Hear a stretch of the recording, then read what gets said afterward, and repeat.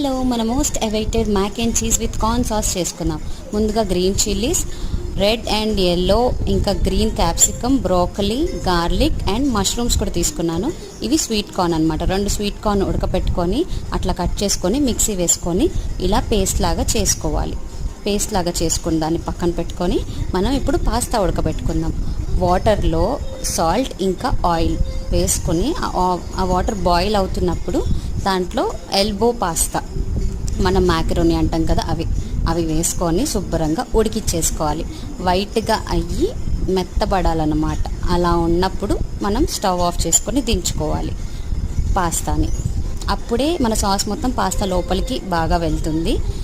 ఇప్పుడు కొంచెం పెద్ద సైజ్ బాండి తీసుకొని దాంట్లో మంచిగా 3 to 4 టేబుల్స్ బటర్ వేసుకొని ఆ బటర్ శుభ్రంగా కరిగిపోయి వేడెక్కాక గార్లిక్, పచ్చిమిరపకాయలు ఇంకా మష్రూమ్స్